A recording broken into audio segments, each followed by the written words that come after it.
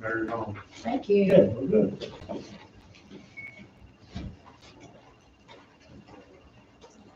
Get back to presenting. All right. So we recessed for a moment. We're back live, so I'll turn it back over to you. Instead. All right, well, thank you guys. Okay, so Flock Safety, our mission as a company is to eliminate nonviolent crime, and that's really those crimes of opportunity. The reason is, right now, if someone was going to come and break into someone's home or break into someone's vehicle, there's actually only a 13% chance that case is going to get cleared. And it's, again, not because police departments don't care. It's not because law enforcement doesn't care, but it's because there's a lack of evidence. And 70% of crimes are committed with a vehicle. And so that's why having license plate readers is so important. So we use technology to help law enforcement and communities really together solve more crime. So you can look at the screen there, a little bit about the camera itself. So they are completely infrastructure free. So they're solar powered and they run on cellular like AT&T or T-Mobile. So you guys can put them on any street to capture those plates going away from them. And then the really cool thing about it is that we're using machine learning software so that basically when that vehicle goes by, that software is taking the footage and pulling out vehicle descriptions like the color, the build, the make.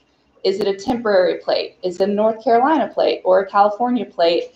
It can even detect pedestrians, bikes, and dogs and cats. So really just any sort of information that a detective or someone may need to be able to solve a case. And we're able to do that really quickly. So for detectives like Corey there, he can look through the footage and find his potential suspect vehicle in a matter of minutes. The other nice feature is that we can integrate the NCIC, which is basically the FBI's list of all wanted felons and stolen vehicles. And so that's, as I mentioned earlier, there was So the first day the cameras were installed, there was an alert that came through of a stolen vehicle. This NCIC was how the police department was able to get that. So again, this happens with both the police-owned cameras and even privately owned neighborhood cameras can link up to the police department and send them alerts. And so this is how you're able to, one, from an investigative standpoint, close more cases, solve more crimes, and then from a proactive approach, you're able to actually maybe catch a criminal before he's about to commit an act.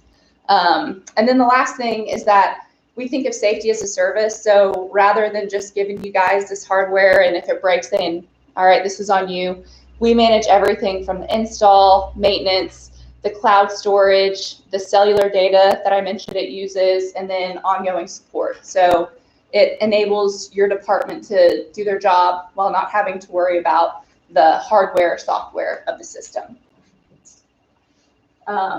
Just to give you guys an idea of what traditional LPRs cost and what they look like. So again, it's that service fee, but it includes all the warranty, all the maintenance and support. So again, just very transparent pricing and a lot less.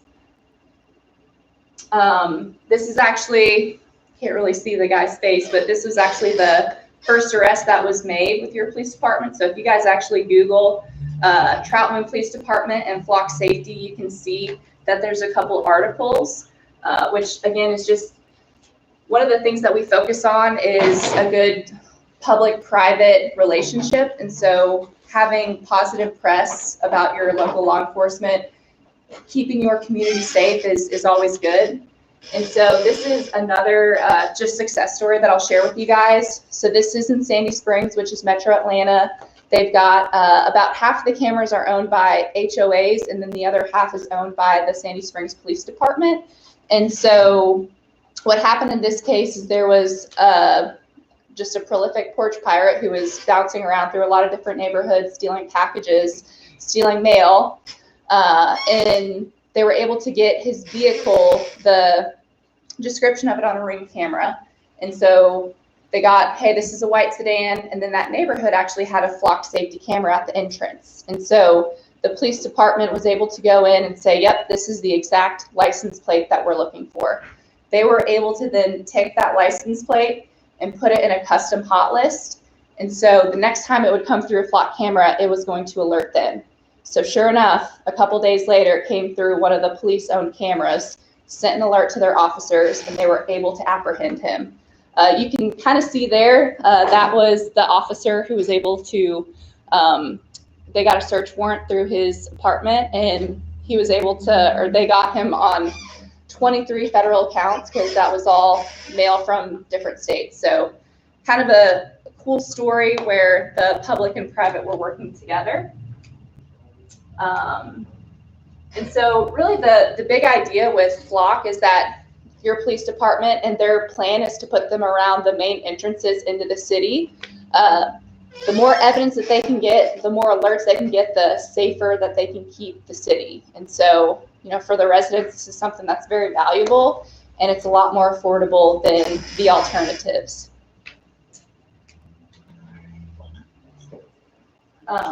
And so with that, I will just open it up to any questions that you guys may have.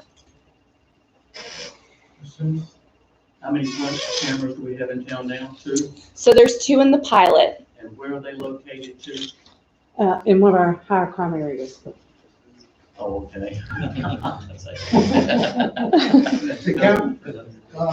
The cameras can be moved if the police department wants to move them at certain locations too, right? They're actually fixed. Fixed. They're fixed. Yep. So So these 2, you know, if we wind up buying and we buy more, they'll always stay there. yep. So we provide the pole, the solar panel, the camera. So the whole configuration, and we'll install it. And really, kind of the idea there is this camera is working 24/7, and it's capturing, you know, data coming in and out, so your officers know where it's at, and it's always working. And I will add that as far as the alerts, as soon as the camera picks it up and recognizes it, it's less than, it's about a 20-second response by the time that we're getting that alert. So we're getting it almost immediately, and it's giving us an opportunity to get in that area, or if we have an officer in that area, to be looking for that vehicle. And I just want to reiterate what she said. Since we've had those 2 up on a trial basis, the first one, or the first day that we had them up fully functioning, was April 2nd. I believe y'all saw that on my weekly, that we were very successful in that. We did get the stolen vehicle, there were stolen goods, multiple drug charges, and they are being investigated for some other federal crimes. So that is ongoing, so I can't talk about that. But since then, in less than, well, right at a month,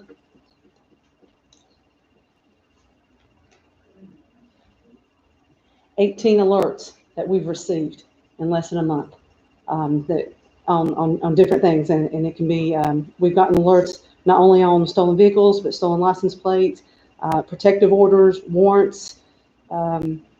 We were able to assist Morsel PD. They had a vehicle that was a suspect in a larceny, but they didn't have a tag for that vehicle. They just had a description. We were able to locate, they had came by our cameras, was able to get a tag for it. They located the vehicle, was able to arrest the individual and have multiple charges out of that. So we were able to help other agencies with what the cameras have been doing for us.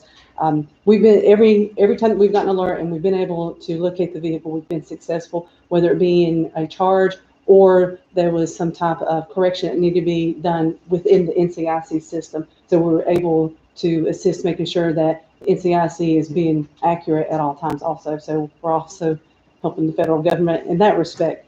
But there's been a couple times that, you know, we weren't able to be in that area, and unfortunately we're unable to locate.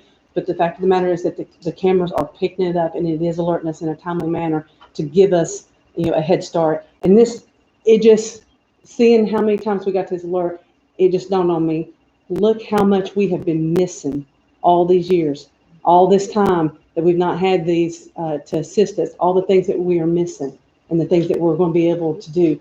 We're going to be able to catch the criminals that come into our town, help other agencies from criminals that have come to our town after they've been in theirs. It's also, once word gets out, it's going to deter people for those criminals coming into our town to commit those crimes. So, it's beneficial all the way around, not only for us, but for, our citizens, our visitors, and our neighboring towns. One thing that we were looking at doing, I know you were asking about moving them around. We would like to have them in all locations where we would catch the vehicles that are coming into our town and going out of our town, so that we'll be able, every opportunity that a vehicle has to come into our town, if we could have a camera in those locations, that would increase our chances of being able to locate the vehicle. For example, and I'm just scenario based in here, if we have a suspect vehicle that comes into town, say on the south end of town, and comes all the way through town and goes out, we know that it's gone this far. It's not gotten off on any other street. It's not gotten on the interstate. So it gives us a direction to be looking for. It gives us an opportunity to notify other agencies. Hey, Statesville PD, it's already gotten outside of our city, but it's heading your direction. So it helps us be able to locate the individual, know which way that they're going, so that we can catch them. It gives us a better opportunity to catch them. We've got 2 cameras right now, and we've been fairly successful. Can you imagine how successful we could be if we had them in all the entrances and exits of this town? I mean, it's amazing what we could get done and how many individuals that we could stop or charge them or prevent them from committing a crime once they come into our town. Chief, Yes. is this something also that could be shared with the other 2 agencies, North Carolina Highway Patrol and Iredell County Sheriffs? Can they utilize that also? They do not have access to the feed or the alerts, but correct me if I'm wrong, we can grant them the permission to do that. I'm pretty sure I heard, there's Corey. Yeah. We can grant them permission, or if they're just wanting assistance, just like with Morrisville, they sent out saying, hey, we've got this vehicle, it's been involved in these larcenies, and we were able to look for that description based off. We didn't have a license plate. We went on the make, model, and color of the vehicle and just searched all those vehicles that fit that description and found, the vehicle, and was able to give them a tag, and they were able to locate it. So Right, I'm using those 2 agencies because they're on patrol within the confines of So the cool thing about it is it's your agency's data, and you have the ability to share it. for free. So you Okay. have unlimited users. You could just give them a login, and they could have it for both the hot tag piece and then the investigative side. We've been speaking with Iredell County, and so if they were to come on board as well, then you guys could share, and it's like you can see very quickly if other agencies come on board just based off the success that Troutman's having, then you could potentially have 20, 30, 40 cameras in your network in the metro area. So that's a really powerful thing, is that sharing. Yeah, bad guys are bad guys, regardless of what agency gets them. So, I mean, we want to get rid of them. absolutely. Are there any other cameras being trialed or in place in either Morrisville or Statesville? Morrisville has a completely different system. It's way too expensive from what, compared to the system. I was looking more at the cost aspect. I did, going back to the other agencies, Iredell County Sheriff's Office, I gave them access, along with Morrisville and Statesville. So they all have access to the system, and it's already helped their agencies from them searching on their own. Now, we're talking, did I understand 2,000 a year, or was that just initial cost? It's 2,000 a year installation, that's everything, A to Z, Yes, sir. so to speak. Per camera. Per camera. Per camera, yes, per Yes, sir. camera. And how many are you requesting? You've got 2 now, how many are you requesting? Well, ideally, I mean, if this was Christmas, and what I would like to ask for is 14, that would get entrance and exit of all the locations inside our city limits. And if you do the math, it's 28. So 28,000 a year. That would get cars coming into our town and going out of our town. Is that 14 in addition to the 2 you have, or is that a total of 14? You mean, I'm making sure. That's 2 now. Well, and those are on trial basis. We've not purchased those. Okay. So it would include those 2. I'm sorry. So, Chief Lemon, I assume, is that part of the budget conversation we're having? She has it in her budget proposal, but I think But- we are on a time Yeah. constraint right now to get a cheaper cost than to wait for the budget. That's, I think, why she's coming before you. And I've spoken with Mr. Shealy, and he says we do have the money in the budget to cover the cost for this year's budget, but it would have to, be in next year's budget to maintain those cameras, to keep them here. Now, if we, and I'm just saying, looking at all the what ifs, if we decide that we want to drop back to 10 cameras, we have 14, we drop back, what's the penalty? Is there a penalty for losing those 4? Is there a penalty or anything like that? Or we just 1 year say we're not going to renew the contract for 14, renewing it for 10? Yeah, so you guys can, we can decide those terms, how long you want it to be. The nice thing about it is if you do decide to drop back, it's we like to think of it as Netflix. We got to keep earning your business. So we'll take it out with no additional cost if you guys decide. We hope that you love them and Right, you want to keep again, more, just a but what if. to your point, Again, yeah. I just, searching to see if there would be a penalty if, that were to occur, if there would be a penalty. So my understanding, there would be no penalty. Correct. Other questions? So, I think, it was stated that, this is under a time crunch, so you're asking for a decision tonight on this? Yes, ma'am. The price is getting ready to go up, Okay. so we would like to get it while it's still as low as it is. And when does the price go up? And to what level? Yeah, I'll speak to that. So at the beginning of this year, we came out with a newer model.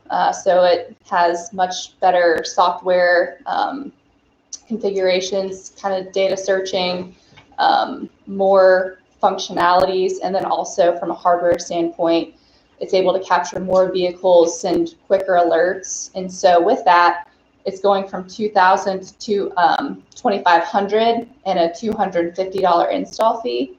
That is going into effect July 1st. So Okay. that's where, if you guys are able to move forward before that, you can lock in the $2,000 price. And it would be for the Euro camera that you just mentioned that came out this year.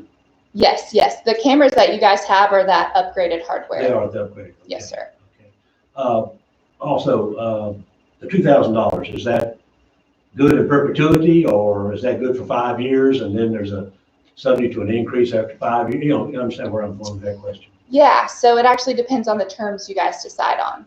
So, if you want the terms to be, hey, we'll do a 5-year contract, then you lock it in for 5 years. But if you only want to do a year contract, the next year it would increase. You'd be subject to. So, and your price increase goes into effect July 1. Yes, sir. So I would think that we would like to see our total budget and have our discussions tomorrow, Monday, and then later in the month or early June. And that would still give us time to vote for or against or for a number of these cameras versus 14. Making the decision tonight, I think would be premature myself, but I'm only one person. That was gonna be my suggestion. Okay, my question is, when would that take place, since they have to have an answer by July 1? Are we talking special meeting? No, No, we have to, oh, I'm sorry. Correct me if I'm wrong, but don't we have to present the budget and vote on it in June for it to be effective July 1st? Yeah. Couple things. Answer that question is June 1st, you have to have a balanced budget. You don't have to adopt it at that, it has to be balanced. That you have until July 1st before you have to adopt the budget to make it effective for it, unless you go to an interim. As the other question in regards to having the time to do it, I think with the mayor, which all suggested, you've got this Friday and you got Monday with each one of the departments on this. And I think you're going to have a great feel at the end of that session of where you are on the budget to, if that's the case, that's you still have part of May left in 1st of June, you could probably say, look, budget looks good. We can get an order in maybe June 1st. Well, she said the price doesn't go up until July 1. That's correct. Right. So, But we have to commit before July 1, right? The contract has to be signed before July 1. Then, So let's bring it back at our. you next can, then council you have a time at your next council meeting right after that, Monday, to do something like Because that. the other side is we get them, then we've got to be able to pay the next year, yes, we've got to know what the budget's gonna be, so what we have today to pay the initial cost, but then there's another. Years down Yeah, the you road. gotta decide how long the contract you want every year. Like you said, 5 years, 3 years, 3 years. So, Okay. I mean, it looks like a fabulous tool that can be tremendously beneficial from a safety standpoint, from a law enforcement standpoint. And, doing your, team data, you can, it'd be great for everyone. But I'd like the opportunity to talk about a seating agreement and so on, within the next 30 days. And still be able to vote for or against, before July. So basically, we'd have an answer for you at our June meeting. Yeah. Regular meeting. We're still good with the pricing on doing it that way, June? Yep. Okay. Yes, ma'am. Question, could we, when you can we actually get a proposal that they can actually see? Yeah, and vote on? So you'll all have to know exactly what's in there before June 1st? Yes. The sooner better. Yep, if I send that to you. Yes, that'd be perfect. Okay, Okay. Thank you. all right. All right, good. Yeah, thank you Thank you. guys. Appreciate it. Safe travels. Peace, you guys. Yeah.